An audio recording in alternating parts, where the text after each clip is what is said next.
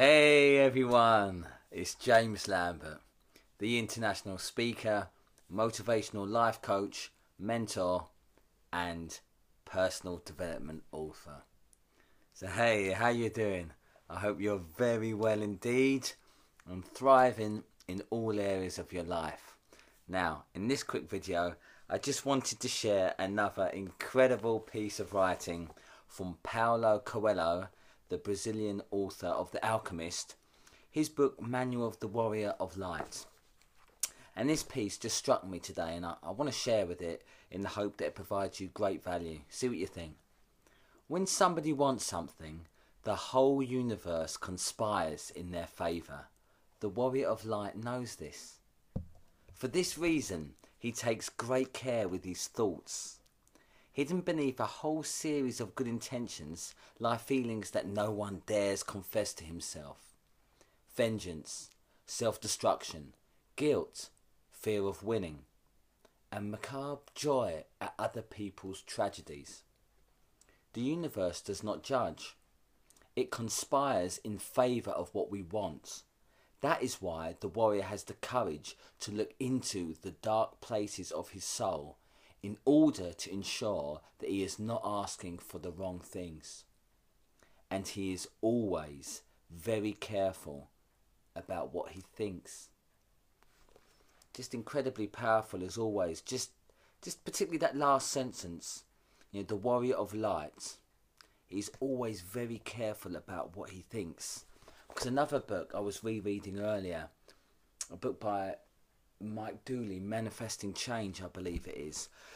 He talks about how thoughts become things unfailingly. What we think about, we tend to create, or as he says, we unceasingly we create what we think about. Thoughts become things is his little slogan. He gives these the notes from the universe, these daily midweek emails. Mike Dooley, if you haven't checked out his work, good American author in the personal development / spirituality field. But yeah, so what you dwell upon is profoundly important, and I've spoken about this before, seeing in my own life how, albeit rather unconsciously beforehand, I used to dwell on very negative and violent thoughts, and lo and behold they showed up in my life. And people say it's law of attraction, but sometimes I don't think that does it full justice, because people can poo-poo it, particularly if they are maybe quite sceptical if they watched The Secret or read the very popular book of the same name many years ago. And there was great value in that work, but what it failed to go into was, and why people think it doesn't work, is there was a lot about positive thinking. But of course that in and of itself, which although maybe seemingly obvious, the book and the film didn't go into, and therefore people misconstrued the ideology behind it, that positive thinking in and of itself won't change anything. And someone gave you can look at your garden full of weeds and go, there are no weeds, there are no weeds, there are no weeds. But of course, the weeds will just take over your garden. What wasn't laboured, or wasn't mentioned at all rather, what was the taking action that is absolutely necessary. So yes, dwell on the thoughts that you are joyous to you and you would like to bring about, but then of course you have to take baby steps towards your dreams, and playing both from each end will result in success.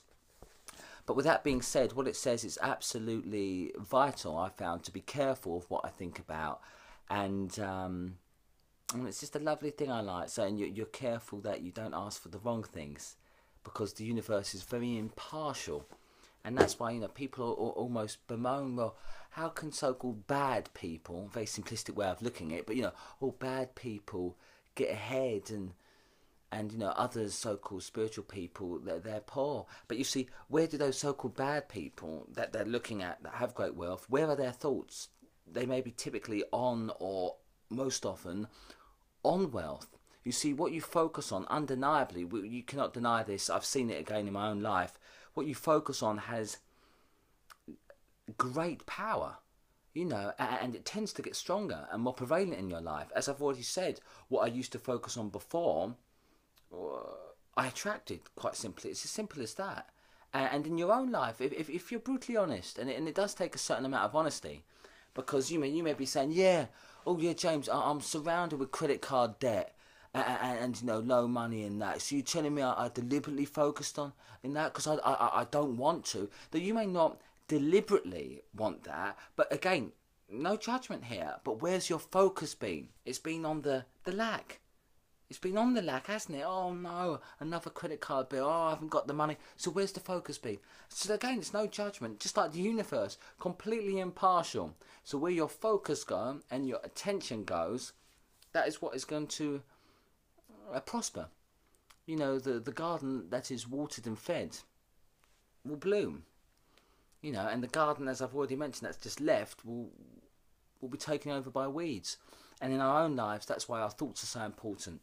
So I'll leave it there for now. I hope this has been of great value to you. If it has, please give it a like and share it. I'm all about building a tribe of like-minded, positive individuals that are really living the life of their dreams and being happy doing so, spreading things like kindness, compassion, peace and love while we're here on this all too brief sojourn through life.